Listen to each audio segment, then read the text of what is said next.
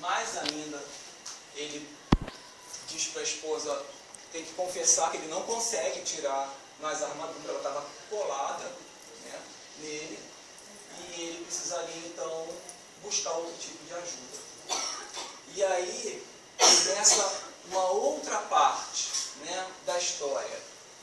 Mas a gente já pode fazer aqui algumas observações.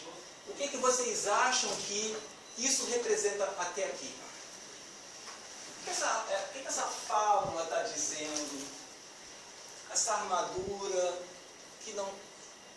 Ele cristalizou um comportamento, né, de guerreiro, de lutador. Essa fábula, ela fala um pouquinho do mito do herói, que é o que passa pela maioria dos meninos, né? Aquela coisa de ser herói, de ser forte, né? Todos os meninos gostam de historinhas de super-heróis, né?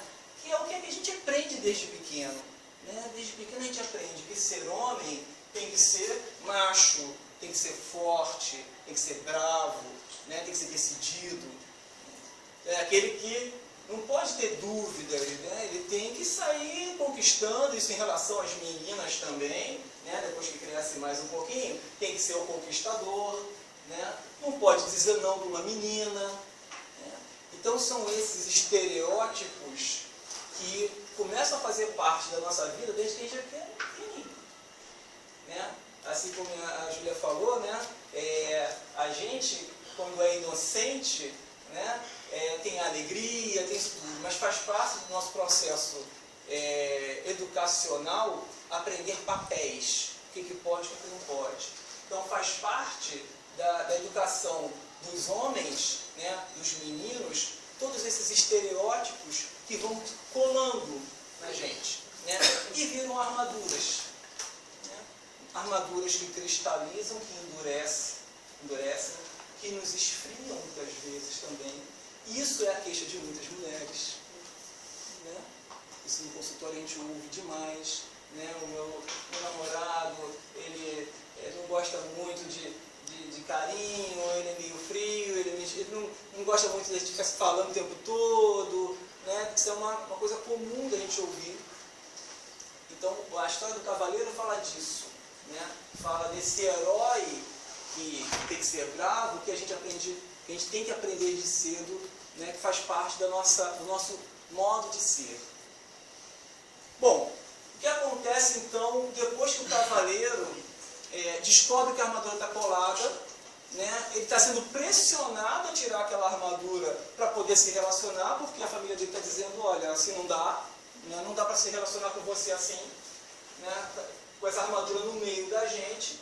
Ele então resolve buscar outro tipo de ajuda. E aí ele vai procurar o rei, que é o homem mais sábio. Essa história é bonita porque ela tem uma série de elementos bastante simbólicos. Né? O rei aqui nessa história, ele não é o rei que tem o poder, né? É o rei no sentido daquele que realiza. Então ele vai buscar o rei, mas o rei já está numa cruzada. Né? Depois, lá na frente, vai dizer que cruzada é essa. Quem ele descobre no caminho, né, já chegando lá no palácio do rei, é o bobo da corte. O que o bobo representa?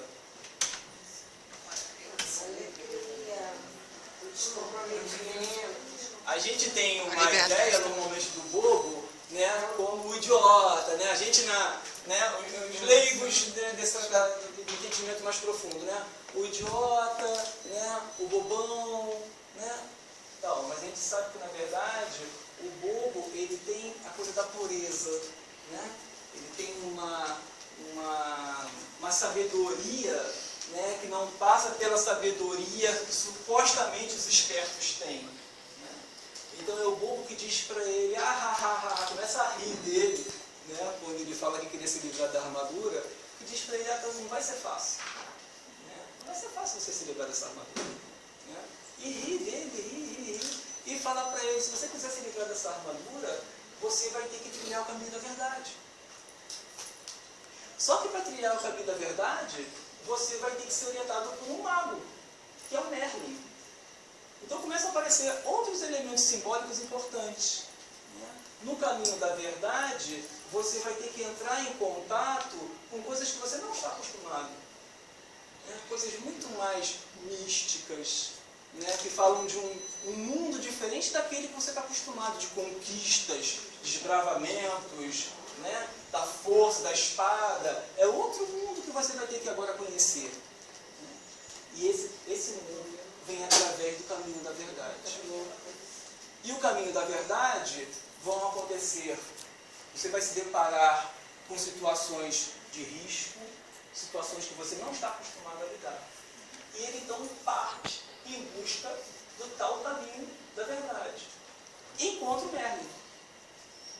E ao encontrar o Merlin dá uma série de orientações para ele, que inclusive ele teria que, para trilhar esse caminho da verdade, deixar a espada dele de lado. Coisa que ele reluta muito, porque sempre nas batalhas dele ele utilizava a espada. O símbolo de força dele era a espada. Como assim vou ter que deixar minha espada? Pois é, nesse caminho você não vai precisar da espada. Mas você vai ter alguns amigos para te acompanhar. E aí fala de uma pomba falante, de um esquilo, alguns animaizinhos que fariam companhia para ele, que ele, assim, uma pomba que vai falar comigo. Mais na frente tem uma voz que fala com ele, que se apresenta como Sam, o nome de Sam, que ele descobre que é a consciência dele. Então ele começa a entrar em contato com um mundo totalmente diferente daquilo que ele via, daquilo que ele estava acostumado. E aí nessa segunda parte, para falar do que acontece, primeira coisa que ele faz, quando ele começa a trilhar esse caminho da verdade, ele encontra o castelo do silêncio. O Merlin avisa ele, você vai encontrar alguns castelos, e você vai precisar entrar nesses castelos, e algumas coisas diferentes vão acontecer ali, que vão te ajudar naquilo que você está buscando. Você não quer se livrar da sua armadura? Então, o primeiro lugar que ele encontra é o Castelo do Silêncio. Então, eu vou falar para vocês, eu fiz um resumo aqui, que eu acho que ficou mais interessante do que eu contar o que acontece.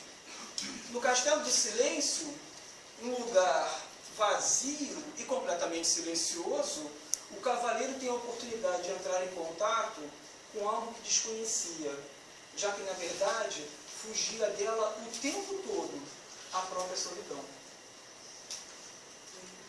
Seu desconhecimento dessa condição humana se dava por um único motivo. Ele tinha pavor de ficar sozinho. Então ele estava sempre nas cruzadas, nunca parava em casa, sempre super atarefado, nunca tinha tempo para ele, muito menos para a família, sempre fugindo da solidão. Seu desconhecimento dessa condição... Seu desconhecimento dessa condição humana se dava por um único motivo, ele tinha muito medo da solidão. Mas como um cavaleiro corajoso, o número 1 de todo o reino, poderia imaginar, ou pior ainda, admitir que sentia medo. Quanto mais medo de algo que aparentemente era tão pouco ameaçador como a solidão. Isso poderia denegrir a imagem que sempre pensou dele si mesmo. Como ficaria a sua fama de forte, corajoso, bondoso, gentil e amoroso depois dessa descoberta no Castelo do Silêncio? Pois foi refletindo sobre isso que o cavaleiro se deu conta que nunca ouvira tamanho silêncio. E mais, deu-se conta que nunca ouvira de verdade o que sua esposa e filho tentavam lhe dizer, pois estava sempre muito ocupado e preocupado com a nova batalha ou o novo castelo a ser conquistado. Pela primeira vez ele pensou que sua esposa devia se sentir muito solitária, falando com um homem revestido de aço, tão sozinha quanto ele se sentia, sentado nessa sala que parecia um túmulo. Anos a fio, ele a forçara a viver num castelo de silêncio. Nessa hora, ao sentir o sentimento da esposa, ele se emocionou e chorou pela primeira vez. Em seguida, deu-se conta que um pedaço da sua armadura, o elmo, até então tão grudado ao seu corpo, espontaneamente se soltara e caíra.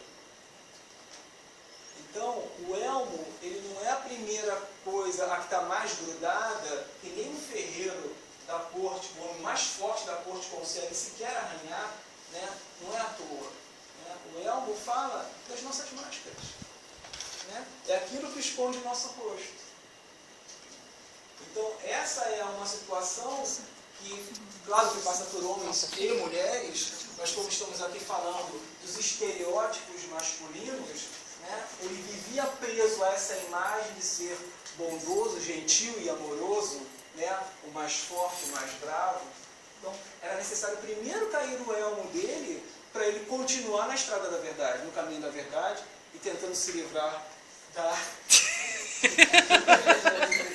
Pensou que isso não ia acontecer com você. Pensou. Então, eu juro que eu pensei assim, não vai ser rapidinho, mas... Não, deixa eu tentando se livrar desta placa. Bom, então vou virar para cá para ficar o resto. Bom, esse fato lhe deu motivação para seguir em frente. Agora, em direção ao seu novo desafio, o Castelo do Conhecimento. Ali dentro, ele pôde entrar em contato com mais fatos desconcertantes, como a necessidade de acreditar numa autoimagem idealizada, refletir, na verdade, um amor próprio bastante prejudicado ou até inexistente.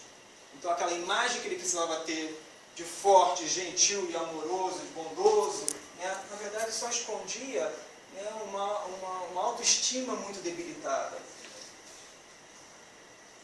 Na verdade, ele necessitara do amor de todas as donzelas que resgatara dos dragões, de todas as pessoas por quem lutara nas cruzadas, porque não se amava. E se não amava a si próprio, como poderia amar os outros? Principalmente sua esposa e filho. Outro fato importante que acabo descobrindo no Castelo do Conhecimento é que existem dois tipos de ambição. A ambição que vem da mente e a ambição que vem do coração. A primeira é aquela que visa apenas as conquistas materiais, custe o que custar, e a qual costuma se chamar de ganância. Está mais ligada a uma sensação de falso bem-estar, pois somente através da ambição do coração, aquela que não compete com ninguém, nem fere ninguém, o serve de tal maneira que serve os outros ao mesmo tempo, só através dessa ambição é possível ser feliz de verdade. Consciente agora do quanto estiver a todo tempo ligado apenas à ambição da mente, deixando assim de considerar os outros em seus próprios desejos e necessidades, o cavaleiro decide dali por diante ligar-se apenas à ambição do coração. Após essa decisão, ao reparar melhor em si mesmo, percebe que as partes da armadura que cobriam as pernas e os braços deixaram de existir, restando apenas o peitoral. No seu terceiro grande desafio, o castelo da vontade e da ousadia, nosso bravo cavaleiro defronta-se com o mais amedrontador de todos os dragões que já enfrentara, o dragão do medo e da dúvida. Apesar da imagem horripilante desse dragão, não demora muito para o cavaleiro descobrir que ele é pura ilusão, fruto da sua própria mente, e que sua imagem assustadora seria tanto maior quanto mais alimentasse o medo e a dúvida dentro de si mesmo. A principal arma para enfrentá-lo não era a espada, como fizera tantas outras vezes, mas o autoconhecimento. Como já havia passado pelo castelo do conhecimento, o cavaleiro já tinha condições de colocar sua coragem na frente do medo e da dúvida. Nessa hora percebe que aquela gigantesca e assustadora imagem, que lhe parecera na forma de um horripilante dragão fumegante, progressivamente vai perdendo sua força, diminuindo de tamanho até desaparecer. No último desafio, no caminho da verdade, o vértice da verdade, o cavaleiro precisa escalar uma montanha de pedras afiadas. Nessa escalada, depara-se com uma inscrição esculpida na pedra: embora possua esse universo, nada possua. pois não posso conhecer o desconhecido, se ao conhecido me agarro. Reflete, então, sobre os conhecidos que sempre se agarraram. Sua identidade, quem ele pensava que era e quem ele pensava que não era. Suas crenças, tudo aquilo que pensava ser verdadeiro e que pensava ser falso. Seus julgamentos, as coisas que considerava boas e as que considerava ruins. Tudo isso limitava suas possibilidades de ser. E quando pôde soltar seus velhos conhecidos, permitiu-se também olhar para a sua vida com mais lucidez, livre das velhas amarras que o impeliam a ser muito menor do que realmente poderia ser. Sua sensação de expansão pessoal e alegria foi tamanha que seu peito encheu-se de emoção, transbordando em lágrimas tão quentes que derreteram o último pedaço da armadura que ainda se prendia ao seu peito. Assim, nosso bravo e corajoso cavaleiro livrou-se completamente da sua pesada e torturante armadura. Ele sorriu através das lágrimas, sem perceber que uma nova e radiante luz emanava dele. Uma luz muito mais brilhante e bonita do que a sua armadura com o melhor dos polimentos. Borbulhante como um riacho, brilhante como a lua, deslumbrante como o sol. Então, claro que isso daqui é um resuminho, super resumido, de uma história que tem muitos outros detalhes interessantes, importantes, e que convido vocês a lerem, né, porque realmente fala muito, né, desses estereótipos que homens e mulheres se prendem. Agora eu não lembro, eu acho que é com Trix, não tenho certeza. É Robert Fisher, é muito fácil de achar. E qual é o convite, né, para terminar essa conversa da gente? O convite que é para os homens, né, e como a Sônia lembrou bem aqui, né, os homens que precisam ainda se abrir tanto, né, basta olhar aqui, né, para essa plateia que a gente vê tão poucos homens, né, as mulheres são sempre maioria, né, em qualquer atividade que fale disso, né, que fale de autoconhecimento, que fale de espiritualidade. Isso reflete o quanto os homens ainda precisam se libertar de muitas amarras, de muitas armaduras que nos prendem, né, que nos limitam, né, para sair dessa busca do lugar do herói, né, que é forte, que conquista, né, que é o conquistador, e que não percebe que também é oprimido, né, porque ficar dentro de uma armadura também é uma forma de ser oprimido, apesar da gente ter uma ideia que não. Né? A ideia que se tem ao longo da história é que as mulheres foram oprimidas. É verdade. Né? Só que se esquece e fala-se muito pouco que os homens também foram muito oprimidos. Né? Ao ficarem presos nessa imagem de que eu tenho que ser forte, eu tenho que dominar, eu tenho que conquistar, né? Eu não posso ter dúvida, eu não posso ter medo, né? Eu tenho que saber tudo que eu tenho que fazer. Isso também oprime. Isso também causa mal-estar. Não é à toa que os homens morrem antes das mulheres, os homens são a maioria nos presídios, os homens, estatisticamente, são a maioria dos que usam drogas, né, dos que morrem do coração. Isso tudo é reflexo dessa opressão, que não é falada, né, porque o homem não fala disso. Né? As mulheres falam com muito mais facilidade, né, do que elas estão sentindo. Os homens guardam, né, destrancam. Então, isso, claro, vira uma bomba relógio. Né? Então, qual é o desafio dos homens? Né? É sair desse lugar do herói, né, dessa busca do herói, para o do guerreiro. O guerreiro, a diferença do guerreiro é que ele não quer ser aquele herói que conquista sozinho. Né? O guerreiro é aquele que busca uma conquista primeiro de si mesmo. É através da abertura do seu coração que ele se torna realmente bravo, no sentido de alguém que vai em busca daquilo que deseja, daquilo que quer. Esse é o desafio nosso e que ainda estamos, né, indo aos poucos, mas é claro que a gente também precisa muito de um empurrão feminino, de uma ajuda feminina, né, já que eles muitas vezes não conseguem chegar num ambiente como esse, né, precisam daquele incentivo, vai lá, né, vai ser bom para você, vai ser uma coisa interessante, para que ele possa, pouco a pouco, possamos pouco a pouco nos abrir para experiências como essa. E para a mulher é confortante ter um herói do lado, né? São poucas que têm a coragem, no caso da mulher, de mandar tirar o elfo. É uma das questões que as mulheres fazem parte desse desenvolvimento. Né? É esse incentivo aos homens, né, de deixarem de ser heróis para serem guerreiros, né? E também um abandono dessa expectativa de terem heróis ao seu lado. Né? Isso daí já foi, né? Já faz parte de outra época. Eu queria só dar um adendo muito interessante. Essa fábula que você citou agora, que eu desconhecia, né? E que tem toda a relevância dentro da cartomancia, né, do Lenormand. Você é um desconhecedor, né, como você falou, da prática oracular, mas nós temos o simbolismo do cavalheiro associado ao ás de copas. Então tem tudo a ver mesmo em você trazer a questão do emocional para tirar ou derrubar essa armadura que cerca o cavaleiro, né, dentro da carta 29, né, 28. Então essa relação imagem-naipe, ela tem sim tudo a ver dentro da cartomancia. E por isso que é interessante que haja esse tipo de paralelo, para que a gente compreenda, né, por que está ali. Nada está por um acaso. Existe uma relação. Parabéns, Alexandre. Obrigado, gente.